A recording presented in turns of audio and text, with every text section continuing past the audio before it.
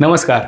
आज आपण एका अशा विषयाची माहिती घेत आहोत जो आपल्या देशाच्या आत्म्याशी आणि अर्थव्यवस्थेशी थेट जोडलेला आहे। तो म्हणजे भारतीय हिंदू सण आणि त्यांचे अर्थकारण। भारतीय संस्कृतीत वर्षभर येणारे उत्सव हे केवळ कॅलेंडरवरील तारखा नाहीत, ते आपल्या देशाच्या आर्थिक वाढीचे आणि सामाजिक सौहार्दाचे महत्त्वपूर्ण पर्व आहेत।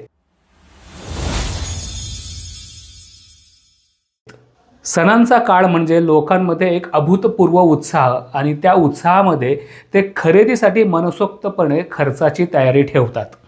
श्रावण गणपतीपासून दिवाळीपर्यंत साजरा होणाऱ्या उत्सवांमध्ये ग्राहक केवळ वस्तू खरेदी करत नाहीत, तर ते आनंदात आणि समृद्धीमध्ये गुंतवणूक करतात। दिवाळीच्या आसपास इलेक्ट्रॉनिक्स, दागिने, वाहने आणि नवीन कपड्यांची खरेदी उच्चांक गाठते। या फिवरमुळे मोठ्या कॉर्पोरेट कंपन्यांपासून ते गल्लीतल्या छोट्या दुकानदारांपर्यंत सगळ्यांचाच मोठा फायदा होतो। उत्सवाच्या काळात असणाऱ्या सार्वजनिक सुट्ट्यांमुळे प्रवासाची मागणी वाढते, हॉटेल्स आणि रेस्टॉरंट गजबजतात, केटरिंग सेवांची बुकिंग होते।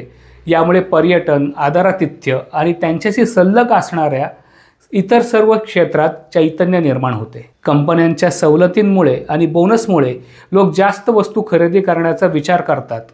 याचा फायदा स्थानिक दुकानदारांपासून ते उत्पादक कंपनीपर्यंत सर्वांना होतो। मोठ्या स्वरूपाच्या खरेदीसाठी जेव्हा गृहकर्ज, वाहन कर्ज घेतलं जातं, त्यामुळे बँकिंग आणि वित्तीय सेवा क्षेत्राला सकारात्मक चालना मिळते। याचा परिणाम म्हणजेच भारतीय अर्थव्यवस्थेला गती मिळते। सणांचे सर्वात मोठे आणि महत्त्वाचे योगदान म्हणजे लघु उद्योग आणि हस्तकलांना मिळणारा आधार।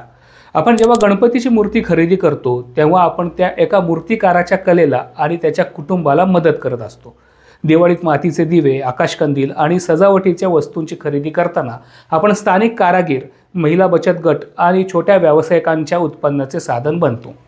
या काळात हजारो लोकांना हंगामी रोजगार मिळतो। सणांसाठी लागणाऱ्या वस्तूंचे उत्पादन, त्यांची वाहतूक, विक्री आणि वितरण या सगळ्या प्रक्रियेतून उत्पन्न, खर्च, बचत हे आर्थिक चक्र वेगवान होते। हे चक्र ग्रामीण आणि निमशहरी भागातील गरीब आणि मध्यमवर्गीयांना थेट आर्थिक आधार देते। थोडक्यात सांगायचं झालं तर आपले भारतीय हिंदू सण हे केवळ धर्म आणि श्रद्धेचे प्रतीक नाहीत, ते भारतीय अर्थव्यवस्थेचे डिमांड जनरेटर्स आहेत। ते लोकांमध्ये खर्च करण्याची क्षमता आणि आत्मविश्वास वाढवतात, ज्यामुळे देशाच्या सकल राष्ट्रीय उत्पादनात म्हणजे GDP मध्ये महत्त्वपूर्ण योगदान मिळते।